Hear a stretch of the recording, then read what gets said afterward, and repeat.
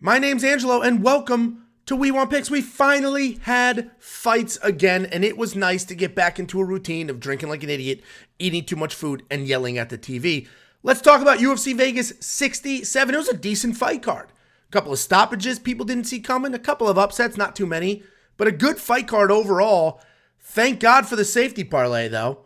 If you guys know, I mean, you definitely know, we have a premium membership. With that comes bets, a DraftKings optimizer, whole bunch of stuff, including a premium member safety parlay. And thank God, because the bets were a little dicey last night, but the safety parlay came through. It is actually up 13.39 units of profit over the last 7 events. So if you put 1 unit on every leg, that's what this calculation is, and that's net profit. So the base this week, I did not do a 4th leg because I didn't want to throw Umar in there at minus whatever the hell he was because that wasn't going to benefit anything. So we kept it at a 3-leg parlay. It was Bajarat and Rebecki as the base, and then Charles Johnson was the 3rd leg, minus 220, plus 107. Took home some money there, so thank God, because honestly, it was dicey. My best bet of the entire card, well, first of all, 3 units on Bajarat. That was a guarantee. But my best bet on the entire card was that takedown prop bet on Umar. His takedown line for BetOnline, the only book that offers this, was set at 4.5. And for minus 120, I think it was, under 4.5, there was no way he was going to get 5 takedowns in that fight. There was no way. First of all, he got the early knockout, so 0 takedowns. But second of all, even if he decided to wrestle, Honey Barcelo's a 5-time national champion. I didn't see that. So that was probably the best bet I made the whole night outside of the money line on Bajarat. But thank God for the safety parlay. And if you want to see the UFC 283 safety parlay, head on over to WeWantPicks.com. Jimmy Flick was not ready. 2 years away. I mean, Charles Johnson looked like a minus 500 favorite. So if you remember, Charles Johnson opened at minus 120 favorite. That line hit the moon, went to minus 500, and then rebound. It came right back, and he settled in at the mid 300s, minus 300, minus 340. It moved around a little bit. Jimmy Flick was not ready. I mean, he just looked completely outclassed. He did have a quick takedown, but that didn't last very long. And outside of that, he had nothing to offer. Nothing to offer. His striking just was non-existent. As I mentioned, he had the 1 takedown, and it lasted for all of a half a second. Just nothing to offer from Jimmy Flick. So lots of ring rust, lots of stuff going on. And I mentioned when we did the breakdown, he was retired. He didn't just take a break. His arm wasn't hurt, rehabbing, straight up retired. So who knows what effort was being, put in before he said, yeah, let me fight again. So anyway, Jimmy Flick, we'll see if he fights again, what that looks like. But that was a showcase for Charles Johnson. And Alan Nascimento is the real deal. Holy crap. Did he look good? His striking looked sharp. His jiu-jitsu was incredible. His takedown, he looked lightning fast. I mean, his speed was absolutely incredible in that fight. They had the striking exchanges. Carlos didn't look terrible in the striking exchanges, but Nascimento landed a really solid, I think it was a straight right, a really solid straight right. Had his opponent like this for a half a second. Immediately, Nascimento takes a shot, gets it to the ground, and then all aboard. Backpacked him, choked. I mean, that was an incredible, incredible performance by Nascimento. This dude is the real deal. He was basically a journeyman for a while. I don't mean that insulting. I mean, he's been doing this for a long time. And all of a sudden, last night, this dude looked like he should be in the top 5. So I'm very interested to see what his next opponent is going to look like, how ranked they are, and things like that. But Nascimento looked fantastic. Then we have Rebecki. This dude set an all-time pace. So I don't think there's a single person on this planet that thought Rebecki was going to lose this fight, right? Who thought, and it's not even pronounced Rebecki. It's like Rabagouche, some weird, don't even look at the letters if you're saying his last name. Anyway, that pace was insane. The first round, coming forward, throwing bombs, grappling, doing everything with that pace. He came out in the second, he got touched a little bit, and it was like, holy crap. He gassed. This is going to look like Rodolfo Vieira a few years ago against Fluffy Hernandez. He's going to 10-8 the first round, then get submitted in the second. And that's what looked like it was going to happen, but it didn't. Rebecki just kept coming, kept putting on that pace, didn't slow down. I mean, these aren't small fighters. This isn't 125 pounds. The pace that Rebecki set for 15 full minutes is literally an all-time pace. That is an all-time pace. I don't know. You guys put in the comments who at this weight class can set a pace like that. We're not talking the little guys. This isn't a Clay Guida's division. That was incredible. So Rebecki, real deal. Granted, this was a short notice opponent with only 6 fights. Like there obviously was a giant skill gap here, but the pace is what was impressive. And honestly, congratulations to his opponent because he had some solid striking there. He was composed. He had some pinpoint accuracy. He just literally couldn't keep up with the pace. So anyway, again, looking forward to Rebecki in his next fight. And I know I'm saying that wrong. I know I am. I don't care. And Razak Al-Hassan, the wrestler. Look at him shooting doubles against the cage. He did not even just once, 2, 3 times, which I just thought that was funny. It's like, you're the judo guy.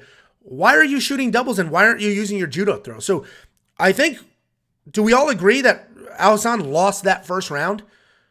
And Claudio Ribeiro looked good. Claudio Ribeiro looked real good, had real power. Those low leg kicks were thumping. And I was like, holy shit, Claudio Ribeiro's going to pull this off.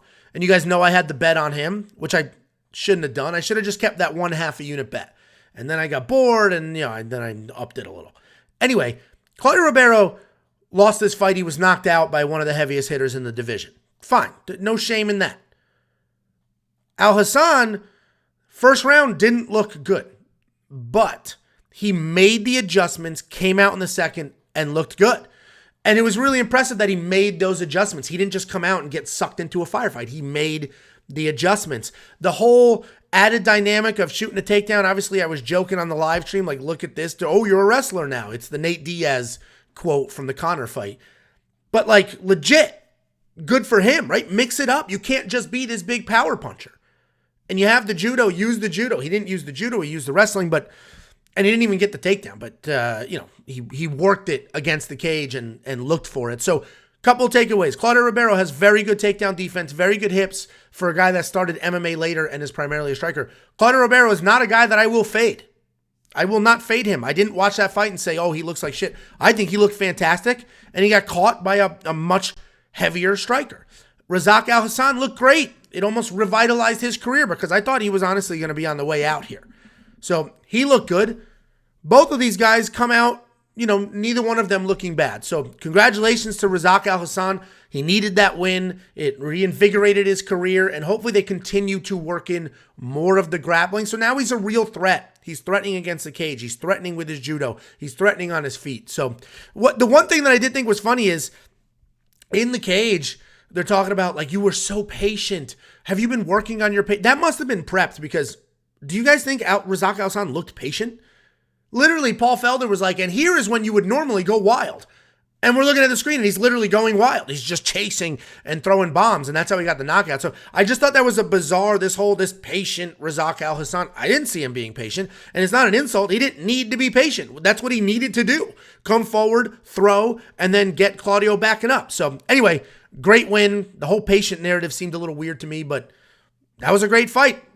And I feel bad for Jacob because the under 1.5 was like minus 900, right? It was steamed. It was ridiculous. But Jacob found a bet. Claudio Ribeiro, first round knockout, was plus money, like plus 2 something. Razak Al-Hassan, first round knockout, was plus money, like plus 3 something. He's like, shit, I'll bet both of these and we'll be good. He loses both. It was like a quarter of a unit. Loses both of those bets. And then 20 seconds into the second round, there's your knockout. If that happened just a touch earlier, he gets paid regardless of what side. So I thought that was pretty funny. But thank God for this fight because our monkey knife fight knockout kings cashed, as it honestly seems to always do. All right, Umar Nurmagomedov is very good, and I picked him to win. A lot of you were misconstruing my statements this week. I picked Umar to win. I thought he was going to win. I was just saying I didn't think he was going to out-wrestle Hani the way that everybody thought he was going to. Hani's a 5-time Brazilian national champion wrestler, and Umar, people were convinced, was going to wrestle like a maniac. So I thought he would win. I thought he would get some takedowns, but not what the world thought it was going to be. I did not think, so I'm dead wrong here. I did not think Umar Nurmagomedov could or would knock out Hani Barcelos. So congratulations to him. He is the real deal. I knew he was a good striker. He's got those incredible kicks. I knew he was a great wrestler. But I also knew that Hani Barcelos is like the toughest opponent he's ever fought, and he's the real deal. That minus 1,000 line was laughable, and let's be real, he won by knockout in the first round. So on paper, it looked like a drubbing. It was a pretty close fight. It was a pretty close fight. Was it the first round or the second round? I forget. It was the first round. I was drinking. On paper, it's a drubbing, right? You just see first round knockout. Oh, crap. It was a close fight. Nothing super meaningful happening. Both figuring out range, and then bang, flatline them. So freaking Umar Nurmagomedov could absolutely be champion at this weight class. 100% be champion at this weight class. What I hope doesn't happen, though, is I hope Hani Barcelos, who is one of the most underrated guys in this division, I hope he just doesn't end up being a stepping stone. Like, I hope this doesn't just, oh, his career's done, he'll never win a fight. Let's keep him in the mix, give him a fight he can win, and let's work him back up. Because he's the real deal. He's also the real deal. I get it, he's 35, but he's not 55. So, anyway, Umar Nurmagomedov looked fantastic. Roman Kopylov, Jacob's lock of the week, or one of his lock of the weeks, looked like should have been the big favorite. And when we broke down this fight, what was the breakdown? Punahil has incredible power. Punahil's a D3 All-American wrestler. He has more ways to win, but if he gets into a kickboxing match with Roman, he's going to lose. He did try to wrestle. It was one of the first times we've seen Punahil actually try to wrestle. It didn't work. And then Roman Kopylov got the takedown. He took down Punahil, but we talked about in the breakdown, right? We said Punahil's a D3 All-American wrestler who's been taken down 12 times in 4 fights or something. I forget the stat. Something absurd like that. He gets taken down constantly. I don't know how you can wrestle at that level. And listen, D3 All-American, that's still that's not a D1 All-American, but that's a very good wrestler. I cannot believe he gets taken down this often, let alone by a kickboxer. But Roman Kopylov, on a nice little streak here, looking fantastic, was Jacob's lock of the week. And Punahil Soriano, unfortunately, is knockout or bust. He came out, big, heavy punches, landed a few. Was like, oh, shit, he might get... And it is what it is. I am glad I did not bet on this fight. I told everybody, do not bet on Punahil Soriano. Do not do it. While I think he can win this fight because he's the more well-rounded guy, do not bet on him. You cannot trust somebody that lost a striking match to Brendan Allen to beat a professional kickboxer. You can't trust it.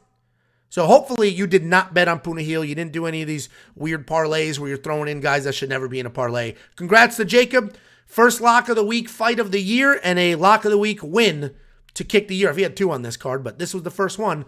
So congrats to him. He had a money line at plus 135, I believe. So he got his money there. There's levels to this. Listen, I broke down every single fight on the UFC Vegas 67 card and the UFC 283 card before the odds, right? So I broke these fights down blind, having no idea what the odds makers were going to say. When I broke this down, I said, I think Damon Jackson can win this fight if he just relentless nonstop grapples. I did not expect Damon Jackson to be the favorite. He somehow ended up opening as the favorite, and then the line just yo-yoed back and forth. We watched that fight last night. Damon Jackson did not wrestle. Just zero fight IQ whatsoever. You are a wrestler. He competed at a high level. He's not some random guy that started jiu-jitsu and then MMA. He actually wrestled at a high level and didn't try to wrestle Dan Ige, and I don't get it. You got into a kickboxing match with a guy who's a better kickboxer, has way more power. What are you doing? He deserved to lose that fight.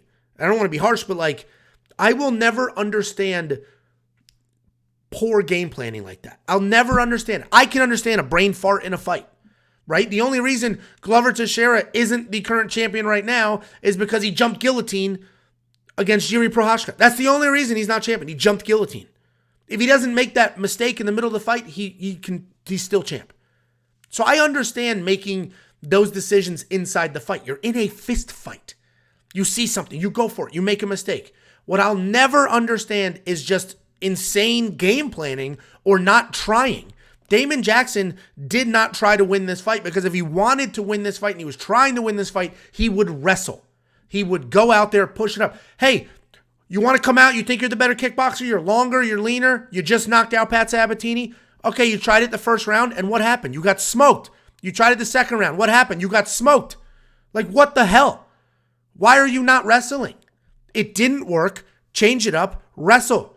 Your game plan from day one should have been wrestle, wrestle, wrestle. They all talk about Fortis MMA, gym of the year. This is a theme. I'm not trying to shit on the gym in my backyard. I'm going to see these people at Costco and get my head bashed in. But it is a theme. We have seen poor game planning out of that gym before. I don't get it. Play to your strengths. You want to become a better striker, become a better striker, work it in and surprise people with it. Don't come out here thinking you're a kickboxer against a far better striker. You lost the fight. It was poor game planning. You know, there goes his little streak, but clearly there are levels to this, and Dan Ige showed that. Dan Ige, 1-4 in his last 5 against all killers, came out here, looked like he was 10-0 in his last 10. Main event, short notice, doesn't matter for Sean Strickland. And Jacob was very harsh on Sean Strickland. Very harsh on him. Talking about he's basically just a glorified training partner. All he does is come forward and just throw a couple punches and keep moving forward. And while that's a bit of an exaggeration, that's what he did here. There wasn't really much grappling. There's a little bit of grappling, not much. Sean Strickland just marched forward, throwing 1-2s, 1-2s, 1-2s, 1-2s, and Imavov had nothing for it. So congratulations to Sean Strickland. You took it on short notice. You're a badass for doing that, 100%. And he deserves the credit to win this fight. And a lot of people think he won his last fight. So good for Sean Strickland, right? It's nice to win one. With that being said, my takeaway from this is not Sean Strickland's a contender. My takeaway is Imavov's overrated as hell. Holy shit, dude. You had the full camp.